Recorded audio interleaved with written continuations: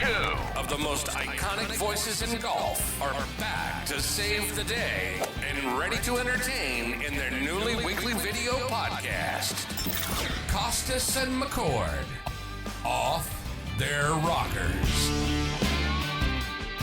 Yes, you found it. This is it. This is the place for golf. It's Kostis and McCord, off their rockers. I'm Mike Abram. We're here with another great episode. And finally, Peter, Gary, we get to announce the great news. We have partnered with Golf Magazine and golf.com. That means we're going to bring you more content, more great content, and some fun things we're going to be doing with golf.com and Golf Magazine. Guys, it's a great brand. Peter, tell me a little bit about your experience with golf. Sunday.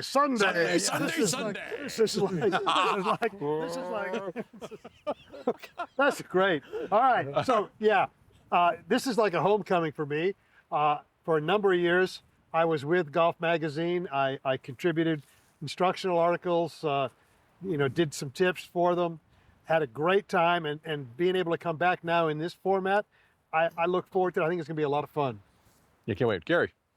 Well, first of all, I don't know who's running this business of Golf Magazine, but why would you hire us? We're 100 years old, and it's a long-term contract. What are they thinking? Huh? I'm just trying to hang on to the end. They're enjoying the show. Are they enjoying the yes, show? They are. Fantastic. Yeah. So they're the ones watching. Okay, good. Yeah. Excellent. They're Golf Magazine has always been kind of fun for me because they're kind of the edge of all the golf magazines, and I've always appreciated the edge, always. So I look forward to this, and I look forward to living through our tenure of our contract. We got to make it through this contract. We got to get through it, and we're still on our rockers too. Yeah, we're still in our rockers, especially off their rockers. So besides this announcement and our partnership with Golf Magazine and golf.com, one of the things we're going to be doing with them very soon, there's a special event inside golf members can participate in. I think there's only one foursome left, but we're going to do a preview of the U.S. Open at Pinehurst a couple weeks before the United States Open. We're going to be out there on May 29th and 30th. We're going to be doing our show live. There'll be a preview of Pinehurst #2 where the Open will be at, and also we're going to have, there's ability to play the brand new Pinehurst #10, which is designed by Tom Doak. And also they have that new par 3 course, the Cradle. We're going to all get out there and play a little golf out there. So if you're interested, you'll see the link below. Find out for more information. It's a great event. We're going to be out there, and we'd love to see you there. But we do have a great episode coming up today. We have an interview with Peter and Gary's old pal, Verne Lundquist, who just announced his last Masters. And guys, you got to talk to Verne. Without Verne being here, what is the best memory of Verne that you guys have, a mentor to you and colleagues to both of you? I cannot. I love Verne to death. I cannot tell you my best memory because it's completely off color. It's not going to happen. But you know what? Well, now I'm curious. I know, right? Yeah, I'm curious. It had to do with what ball? At least tease us on it. It had to do with Feherty, and Verne and I shared a house at Augusta. Yeah. And the power went out. Yeah. And Verne was in the bathroom. Yeah. And there were no lights. Yeah. And he was standing there, shall we say, brushing his teeth. And Feherty and I were in the hallway, and the lights came on. And he was naked. Maybe, Was he naked? Maybe not. He was naked. I knew I'd get on the story. You did it. No, but we had some great times, lots of fun stories, and you're going to hear a few of them in this interview. Without further ado, let's head to the interview with Peter, Gary, and the legendary Verne Lundquist. How are you? I'm fine, Peter, and you? Doing very well, other than sitting next to McCord. Well, Hi. my heart is with you, and my sympathies are enormous. It's always about me, isn't it? Always about me. Jesus. How are you doing now? A couple weeks removed from your final Masters. What reflections do you have? Well, it was a really good week. Sean McManus and I had a couple of years ago. Sean is my boss at CBS, who also retired, by the way. but we had talked a couple of years ago about an exit strategy, and we had done it previously for the college football exit and March Madness exit. And 2 years ago, he said, "What do you think about 2024?" Well, as I've mentioned to a couple of friends, I'm 83. I have a mild case of COPD, a mild case of type 2 diabetes, and I can't remember what I had for breakfast. So maybe, Welcome to the club. maybe it's time. But I'm bummed. But it was a really good week. I had 3 wishes going into the week. I wanted to meet Scotty Scheffler. I'd never met him. I wanted to thank Jack, and I wanted to thank Tiger. Those 2 guys had somewhat of an enormous impact in my professional broadcasting career, and I was able to accomplish all 3. For some reason, I think it's generational, and I'm doing one event a year, right? I had never met Scotty, but we have a friend who's a member of Augusta National. We had dinner in the trophy room the night of the Champions Dinner. And when Scotty came down, I walked over and introduced myself. And so I did get to accomplish that. Nancy and I ran Jack and Barbara on the sidewalk outside the trophy room. I think it was Tuesday of last week. And we were able to thank them and share a funny moment. I thought it was. Jack said, give somebody was standing by, to give me your cell phone and record this. And he said, on the count of 3, 3, 2, 1, yes, sir. So Jack and I pumped fists. And we didn't bump bellies, but you get the idea. and then I've had 2 back surgeries, quite serious. And so for the last 3 years, I have not climbed the tower at 16. I've done the telecast from the, quote, content center. We would call it a compound in my day and your day, but it's the content center. And but I let Sean McManus know I really wanted to wind up on a tower. And so we compromised. The main tower had 20 steps, and it used to be, Gary, you remember, and Peter, it used to go straight up. Right. Well, they canted it out. But it was still a long way to go. I mean, I'm walking with a cane now. But they compromised, and the flanker tower to the right of the green had only 6 steps. So I was crammed in there with my statistician and the cameraman. And I wanted to thank Tiger. And I had run into his agent, Mark Steinberg, on Tuesday. And he said, well, keep an eye on him when he made the cut, after he made the cut, if he made the cut. And position yourself on the little walkway from 16 to 17 tee. And so I was there when he finished 16, and he was having a horrible round. He was 5 over. And you guys know better than most how competitive he is. Yeah. And yet I just said, Tiger, how are you? And he took time and came over, and we shook hands, and I was able to think. I've been asked since, well, what'd you talk about? Hell, I don't know. I have no idea what words were exchanged, but I was able to thank him, and it was very meaningful. So check off 1, check off 2, and check off 3. And I'll never forget, the camera was just panning, and all of a sudden Tiger goes over and he extends his hand to the tree. Yeah. From that vantage point. And all of a sudden, he's sitting there and it looks like he's shaking hands with a tree. And I thought, what the hell is going on here? Who's he talking to? And then I remember seeing you down there in a chair about an hour earlier. And I went, that's Verne down there. That's what it is. Well, there's another angle, but I've seen the one of the tree. And it's like, what in the heck is going on here? But there's an angle from behind us. And, but he was very gracious. I mean, and you guys know him, and he's not going to be satisfied with finishing 60th in the field of 60. And Steinberg told me that he intends to do the 4 majors this year. I don't expect, very positive results, but he puts his head down and keeps on charging. I remember, Verne, a story. Peter remembers this story too. We're talking about getting up into the tower, right? Mm-hmm. And Frank Chirkanian was telling me this story. The first time he needed an English voice, he went and got Henry Longhurst. Oh, And, yes. Yes, and this was in Boston. It is so Henry's on the 16th hole up in the tower, 27 steps up there. It was straight up. I've been there before. Yep. And it is a pouring down rain. And they suspend it.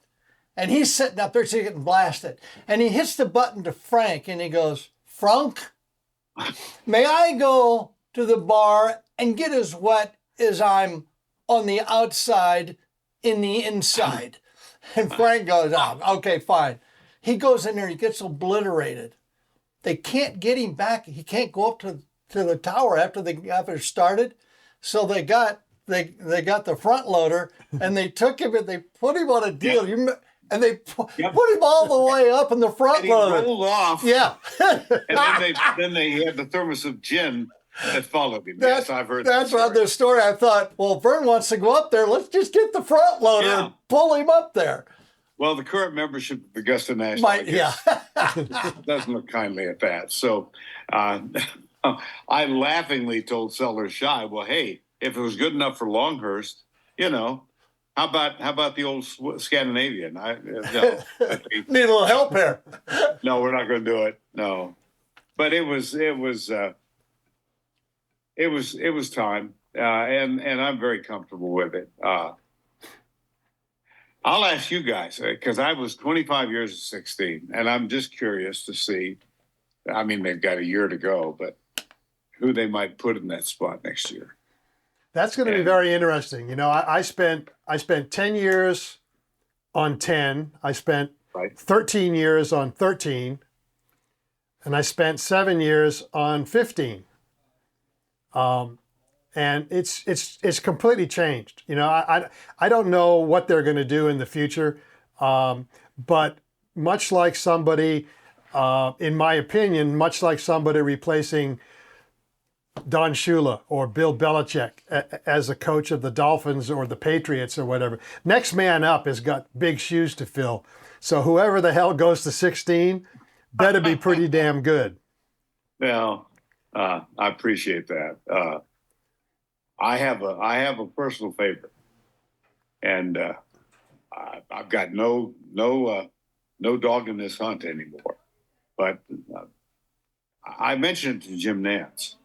And I'll put it out here with you guys and see what your reaction is. I would love to see Frank Nobilo in 16.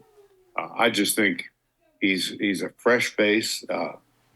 He's a really terrific guy. And I mentioned it to Jim. I haven't mentioned it to Sellers nor to David Burson, who took Sean's place. But we'll see. Well, you know what? You've been a part of the CBS Golf team for forever, right? Way before I got involved, way before Gary got involved. And so I consider you part of the golf team, although you never did it 100% full time because you had other obligations, right? We come to arguably the most important tournament of the year for CBS, which is the Masters, and the golf team that develops its chemistry, that develops its timing and rhythm all year long gets broken up. And I think you're 100% right. I want to see the full-time announcers on 18, 17, 16, 15. Especially when it comes crunch time on Sunday. I want to see the people who've been calling golf for CBS for the entire year. Sure. You know why I lost that slot? For 12 years, I was a full-time member of the team, and Tim Fincham came in as commissioner. And he said, I don't want play-by-play guys on towers. I want golfers on towers. And so, bingo, I was sayonara, except for Augusta. But and I missed it because I've done a number of sports, most prominently football and basketball, but I couldn't play the game well. But I loved it. And I love being around the people who could play it well. And so in that context, I think Nancy, we as you guys remember, they put us out in private homes. Peter, you and I had a particular. We were housemates for a number of years. And for 11 years with this guy named Feherty. And you're still alive. Fantastic. It was Verne and Feherty and me. Hey, you guys will love this. David and I maintained a friendship. He's in Adelaide, I guess, this weekend. Yeah. God knows. And but he was my guest at a Headliners Foundation here in Austin. It's a special club, and so David was my guest on the show, and we just a conversation for 45 minutes, and I was lucky. I escaped with only 2 F-bombs. So by David Feherty's standards, we're bulletproof. Remember, you and I used to sit and drink wine and watch the Frozen Four while Feherty was out making money. Yeah. And those were the days. So I got to ask you. Now I know everybody's been wanting to know your favorite moments at CBS Golf. Especially around the Masters Week. I have no interest in that because I think I know where you stand. My interests lie in letting our viewers know the behind the scenes stuff, the stuff that occurred with us after 6 p.m. Eastern time when we were off the air. Yeah. And it starts with the first time I think you probably met this guy was at Memorial. And Frank asked him, he wasn't even going to be part of the announce team. He was just observing. And Frank wanted him to come to a production meeting, which coincidentally was being held at a bar. Funny enough. Shock. Yeah. Done. The first time it was in Columbus, and I went in and I asked Frank if I could just watch a telecast, Jack's tournament, Memorial, right? Because I was on the policy board. I didn't know anything about anything. And I was going to be there for 4 days, and I had nowhere to go. Kemper was the next tournament, and it was way too expensive. So I just figured I'm going to see if Frank will pay for my room. So I remember asking him, he says, yeah, come on out for rehearsal. And Friday. So we go out, and you and I were on the 16th hole. I thought I was going to be working as a spotter on the 16th tee. Now, they didn't tell me what to do. They just said, go out 16. So I turned right, coming out of the compound, and went to the tee, and you started yelling at me. Get up here, remember? And you handed me a headset. I go, what's that for? And they said, they want to try you as an announcer. Anyway, that night, we always had our production meeting, remember, at the bar. Every night at 6:30 or 7 o'clock, we all met at the bar. It was you, me, Venturi, Summerall, Chirkanian, and Ben Wright. Ben Wright. Okay? Yeah. And we all sat in this table. I'm sitting there with, these are legends sitting there, and I'm just taking all this stuff in, and we're talking everything. Pat Summerall's to my right. I don't know if you remember this. And we're sitting there talking, everybody's talking. All of a sudden, he goes face down in the salad. And Roquefort just went flying all over me, and he's in the salad, face down, literally drowning. And now one of you guys said a word. You kept talking. And I'm going, I don't know what to do now. I want to grab him by the hair and pull him out of this bog that he's in. You're talking to Chirkanian. I'm going, guys, the guy's drowned it. Do you remember that? And finally Summerall Ben Wright did. Ben Wright got him, took him, cleaned his face off, and walked him up to the elevator to put him in his room. Yeah. That was my first production meeting. I went, oh my God, where are we going to go from here? You never flinched. You didn't even, you just looked at him and that was it. Problem is to say the sun might come up tomorrow. And I can remember we had the Calcutta one night. Yes. And at the home that Pat and Ben Wright shared. And Pat was sitting on a sofa. And I do remember this, Gary and Peter, at that Calcutta. Musburger was he had the clout to anchor at Butler Cabin, and Summerall couldn't stand him, and so they would artificially. I remember particularly one year, Raymond Floyd was way past his prime, and they kept bumping Ray's price up, and they finally got it up to $7,700. And Musburger had that little scrawny guy up to his side that carried his valise. Yeah.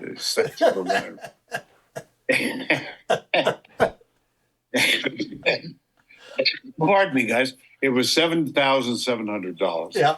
Raymond shot 77 in the opening round, and the next day on the all key, Summerall said, "Mr. Musburger, according to our calculations, you just spent $100 for every stroke Raymond Floyd took." I remember Gary and Peter one year at that Calcutta in their home. Pat was sitting on a sofa, and he had several libations, and he leaned out to say something, and he tumbled. He did a somersault out of the sofa and was laid out in the crucifixion position on the floor. And Cherkinian looked at me and he said, "You know, he's supposed to be on this show and WFAN in New York with this guy called Chris Mad Dog Russo. Yeah. I don't think Pat's going to make it. He's going to take his place." That's how I met Mad Dog, or whatever the heck his name. Yeah, that was it. You got it. Oh my God! Were you there with us on the 16th hole at Hilton Head on Mizzen Mast, and Pat was always in the top bedroom, and again he sacrificed his body for vodka. And he jumped off the balcony into that little pool 20 feet below. I couldn't believe it. He goes, "Here I go! Here I go!" And you guys are screaming at him to don't do it. And he just did a big old belly flop in that thing. Fantastic. Gary, I remember we roomed at that house for several years. And do you remember when Mr. Weisskopf paid us a visit? Yes. On the couch? Yeah, on the couch, upside down. Yeah. Were you in, and it was in Augusta, it was me, Ben Wright, Pat Summerall, Weisskopf, and I thought it was you. And Tom had just had his shoulder operated on, and he was in a sling, and he went somewhere. And about 2 o'clock in the morning, he was in an upstairs bedroom. 2 o'clock in the morning, I hear all hell breaking loose. If somebody sounded like a trash can was banging around all over the thing. He broke all the things on the stairs. So I go running out of my room. I get there, and Ben comes running out too. What the hell is that? And we look up the stairs, and the whole stairs have been pulled down. All the stairs. All the slats holding up the handrail. And they were laying everywhere on the ground. We couldn't find anybody. Nothing. We're looking around. I go, "Ben, what was that?" The thing just fall down. He goes, "I don't know. Let's go see if Tom got back." We go up to his room. Nothing. Not there. Well, who in the hell did this? So we go back to bed. We get up the next day, still laying down there. Well, let's go see Tom up if he got home. He's not there. Uh-oh. We're missing Weisskopf. So we didn't know that just off the entrance to this house was another bedroom. And we opened the door, and there's Weisskopf sitting there like this, laying there. He got to the top, and he'd probably had a couple too many, and he grabbed at the last bridge of the what do they call those? The railings. And he pulled him, and he just fell all the way down, and he couldn't get back up. So he just went and found another bedroom to sleep in. But we thought we lost him for 24 hours. God, we beat that house up. Broke windows. It was like rock stars in there. Hey, Gary, I want to go back to Memorial and the first time we worked together. Yeah. And here again, Raymond Floyd was involved. But I remember Raymond as a par 3, 16 was, and he parred the hole and went over his. He had teed off on 17, and all of a sudden, Cherkinian said to Summerall, "Throw it to 16," and it was on tape, but you didn't know that. No. And so I started talking about Raymond Floyd, and you're looking at me like, "What? There's nothing going on here." And then we also covered 12. Yeah, I didn't know that either. Because with the deal was, you remember, I went up and they've had a folding chair. Carl Schlickspear remember, he was your stat guy. and he was John Madden's stat guy. And Carl Slickspear, John Madden could fit inside of Carl Slickspear. Carl was like 400 something. You're right. So he's sitting there, and we're going about this thing, and I'm on the 16th hole. We go to rehearsal, and the cameras blew up. And Frank got pissed, Jerkanian, and he said, "That's it. Just come back tomorrow." They couldn't fix the cameras. But they told me I'm doing 16. So Verne and I are sitting up there, and we cut this, he'd ask a question, very nice, softball question. I'd answer it. I found out real quick, in golf, it's really slow, but there's a lot of balls in the air. You can't tell stories. And you kept going like this to me. Keep it short. Just keep it short. So ask me a question, we go. So now all of a sudden... You were really successful at that, getting him to go short, by the way. Once he left, I was gone. But anyway, I'm sitting there, and now we go to commercial break, and I'm reading the newspaper. Okay, there's nobody on the hole. Nobody. Yep. And there was nobody on 15. So we had a break. So I'm sitting there reading the thing. Summerall throws it down to you at 16. And you're talking a little bit, and you go, "Gary, what's this putt look like?" I look down, there's nobody on the green. "What do you mean, what's that?" I didn't say it.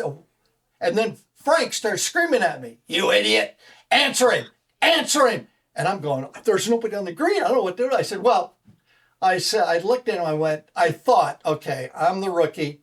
My first day out, we're in commercial break. They're playing a gag on me. We're not even on the air. So I said, "Okay, Verne," I said, "this putt's really fast because he's putting from one plateau to the other. He hits it too far. He might hit it in the lake." Water, yeah. Well, if you remember, there's still water on 16 then. There was a drinking fountain back on the tee. So I make this thing up. Hey, you're calling it. And I'm thinking, you're jacking me too. Because you go, "Well, look at it. It was Bob Eastwood." And Bob Eastwood hits a putt down that hill. And it goes on the fringe. It just about went in the water. He goes, "Good call." And you threw it to something. I tapped you. I said, "What the hell was that?" He goes, and Verne looks at me and he goes, "What do you mean?" I go, "There's nobody on the green."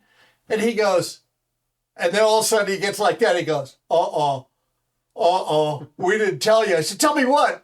"We have 5 other holes." No one told me we had 5 other holes.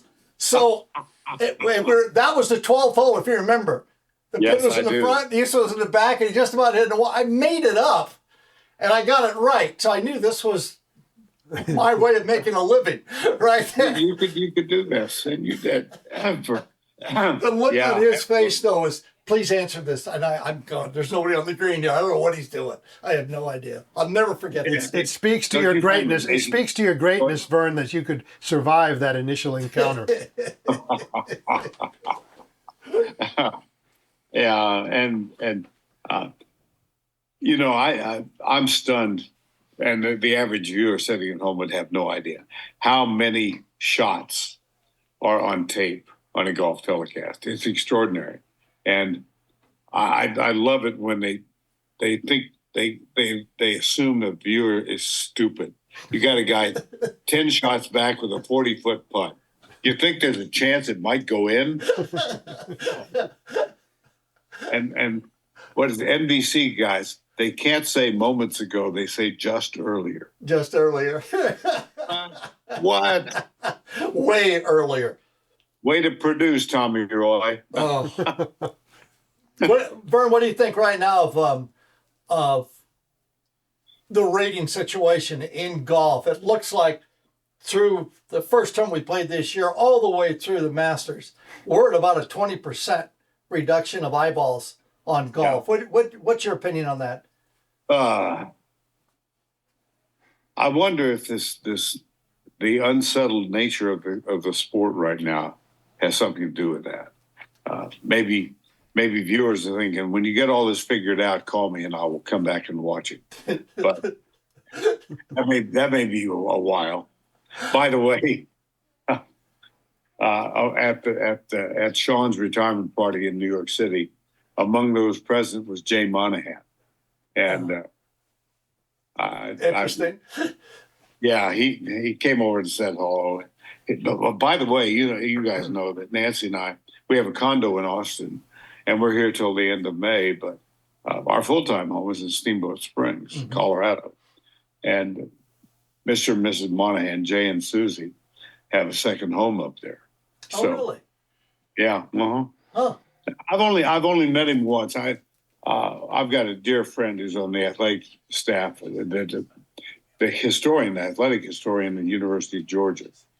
And we were at the Georgia-Florida game, and he took me over to introduce me to Monahan.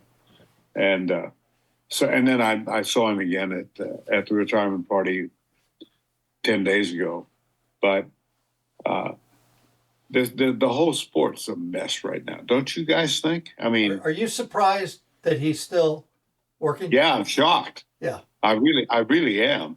And the secretive nature of the quote negotiations, and then not letting his own policy board know what's going on. Well, and as well, we share.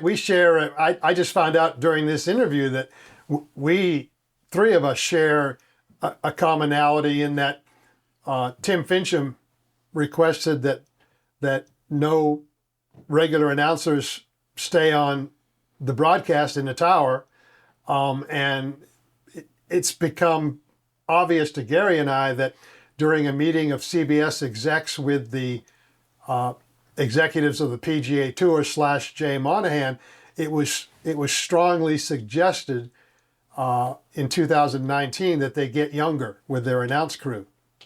Oh, really? Yes. Yeah, Gosh, so we share do that. I know anybody who was affected by that? No. Do I happen to be looking at them? No. So that was I didn't realize that. I didn't realize that Fincham had a hand in you not continuing on as a full-time member of the golf team. Yeah, sure did. I want to think my last event was Greenbrier, and I was at 16. I interviewed two guys, Fuzzy Zeller and Greg Norman. After, Peter, do you remember? Do you remember at Memorial one year when you were up under the tower? I was working 15, and Tiger and Feherty was in the. Feherty was walking along the ropes, following Tiger, and there was a certain noise. Yeah. Flatulence. Yeah, flatulence. And I said, and Tiger immediately snapped his head to the right and looked at, and you couldn't see Feherty on camera. And he just stared at him. And I said to you, Peter, could that have been what I think it was? He just said, winner, chicken dinner for you and Miss Nancy. Yeah. You can't have fun like that anymore these days, anyhow. No, not at all. They used to, Steve Williams was a master flatulence. Was he now? Producer. Yes. Yeah. Provocateur, yes. And Feherty was one of the best. Oh, yeah. And they would have contests out. I remember going to the first tee at the Buick Open, and Tiger's there, and Feherty's going to follow him, and Stevie's next to him. And I want to tell you what, Tiger, you remember when Tiger used to always stop his swing, right? Yeah. He'd stop and everybody, oh man, that's pretty good. Flashlight or somebody. It was one of these two guys farting. And they would have a contest to see if they could stop Tiger on his golf swing. And I heard on that tee, I was down there with him, it was the loudest fart I'd ever heard in my life. People were speechless. I don't know how many were down, a couple thousand sitting there. Yeah. And I don't know if it was Stevie or I don't know if it was Feherty, but it was biblical. And Tiger just stopped and looked at him and started laughing. And it was okay, God. All right, here we go. But they had a contest every time Tiger was in the group with Stevie. It was Stevie against our boy Feherty. And they were pretty equal as far as the decibel reading on flatulence. There's the epic time when that went overboard, where one of David's farts. That's a great story. Was partially solid. and so there was Tell Verne this one. It was the 18th hole. I think it was in Akron. I'm not sure, but I've got a different one. No, and anyway, David cuts one, and it partially came out solid. and now 8-10 minutes later, he has to interview Tiger. Yeah. And he's standing there with the microphone with Tiger, and they're waiting for the throw to David to do the interview. Out of commercial. Out of commercial, and Tiger's going. And he's looking at David, and he goes, "What the hell?" And David goes, "Oh, sorry, I shot myself." And now let's throw it down to David Feherty. Then he goes, throw it to David Feherty. Now David's got to do the interview with Tiger. And Tiger's walking away. You know, nothing of it. Anyway. Oh my flatulence God. in the tour. Yeah. A loud booming sound. They did not care.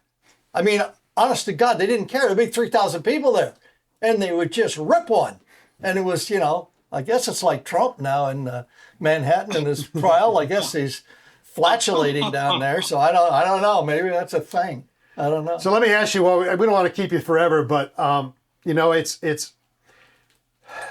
I want to know your reflections. We're going to end it on a semi-serious note, because it's one thing to be at 16 when Tiger chips in. It's one thing to be at 17 when Jack makes his putt in '86. As I recall, we were at a PGA Championship in Minnesota, and your hole six, there was a chip in by Y.E. Yang. Correct. Yeah. Correct me if I'm wrong. Correct. At 14. Now, so I mean, Yeah. you've had, some would call it good fortune, some would call it luck, whatever. But you were there, and yet the announcer can make or break those moments, in my opinion. Sure. Right. And you. What was it that let you use the fewest words possible to say the most possible in those moments? Oh, God. What was that? Where does that gift come from? Discipline, I think, Peter, more than anything else. Just as an example, Tiger's chip shot in 05 at 16. I was then 65 years old, and I'd had 40 years in the business.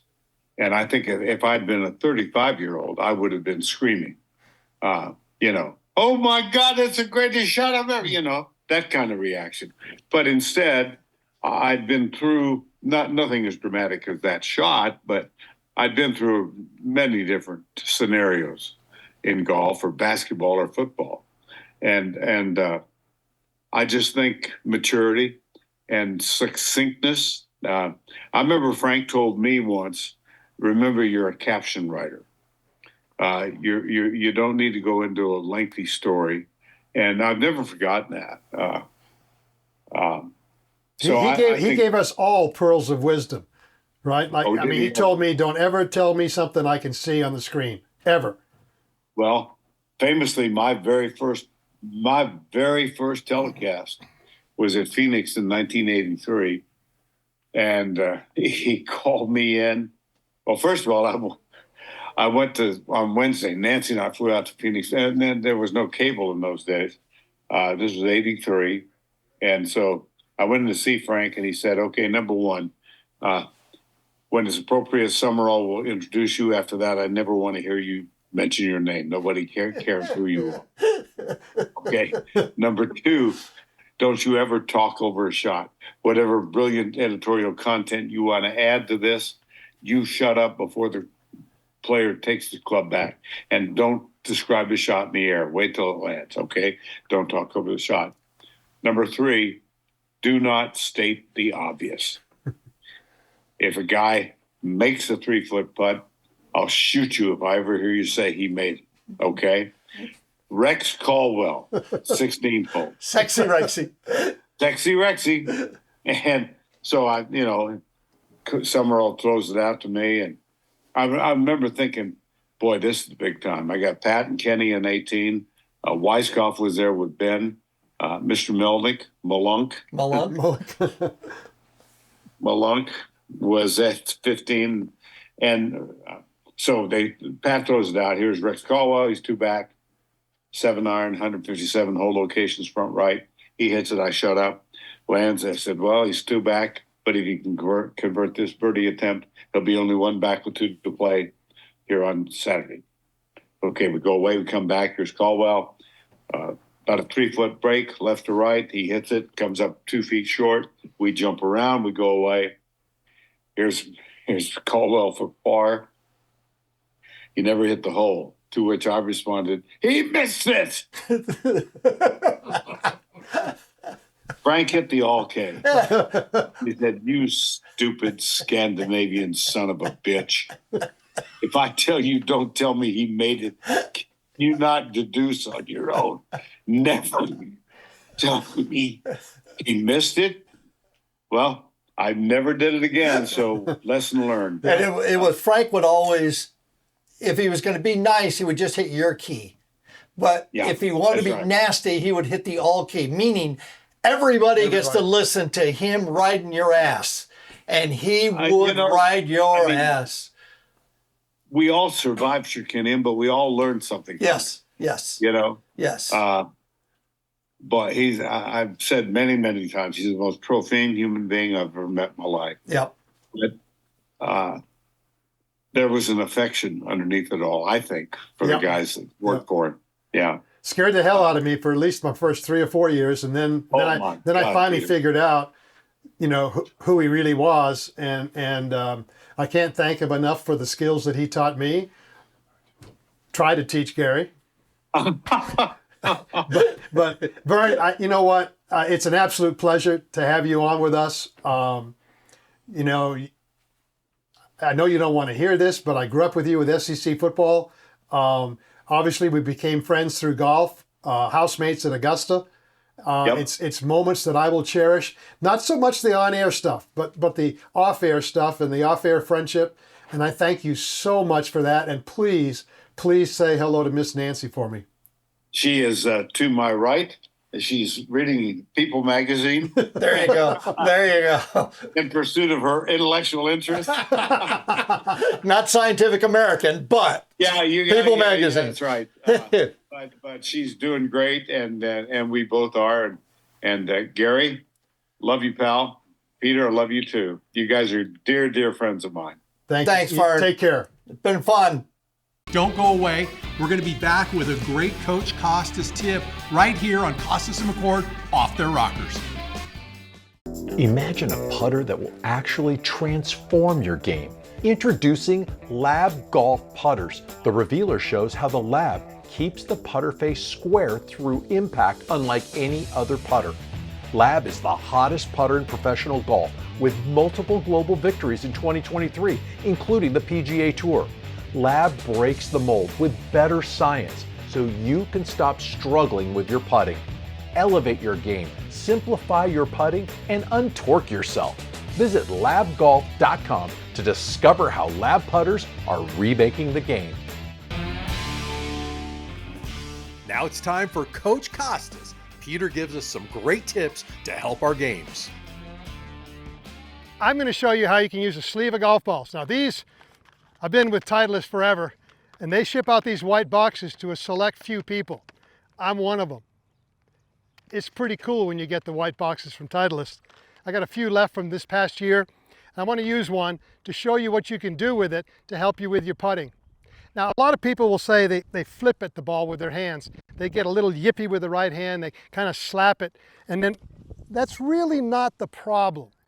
The problem isn't that you're hitting too hard with the right hand. Problem is that your left arm is going faster than your right arm. So what happens in an exaggerated way, the left arm pulls away, the butt end of the club is in front, and the right hand tries to hit to get caught up, right? So it's not a hit with the right hand problem, it's a too fast left arm, too slow right arm problem. So what we're gonna do, we're gonna take this sleeve of golf balls, and I'm going to put it between my arms. Takes a little bit of talent and practice to do it, but you can do it. And once I get it between my arms, I'm going to learn to stroke the putt and not drop the sleeve of golf balls. And now I've got my right arm and my left arm traveling at the same speed, and my hands go quiet. So that's number one. Get a sleeve of balls, put it between your forearms. You may have to go up some or down some depending on your setup style, but put it in between your arms and don't let it drop and you're going to get a lot better speed control with your arms. Now, another way of looking at this, too many people that I see, when they putt, watch my knees now. See, they get moving too much with their lower body. They get trying to square the putter up with their body. That's a no bueno. So here's what you do. You take the sleeve of golf balls, and even if you have to narrow your stance a little bit, it's a great drill, but put the sleeve of golf balls between your knees, right here. And you learn to putt, and you don't let the box move. So if you can hit putts, and the box stays quiet, your lower body has stayed quiet.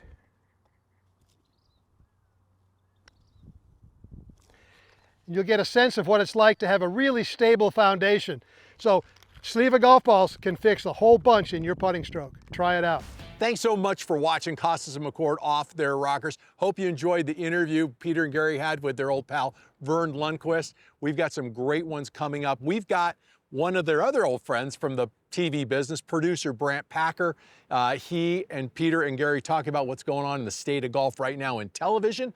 We've got some more great stuff. We've got a major champion that's going to be on with the guys, their good friend Bob Tway, and so much more coming up. Thanks again to Golf Magazine, golf.com, our partner.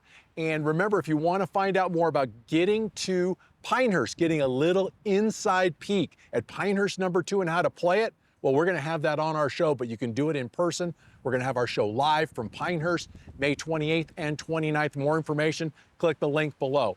For Gary, for Peter, I'm Mike Abram. This is Kostis and McCord Off Their Rock. We'll be back with another episode very soon. Thanks for watching.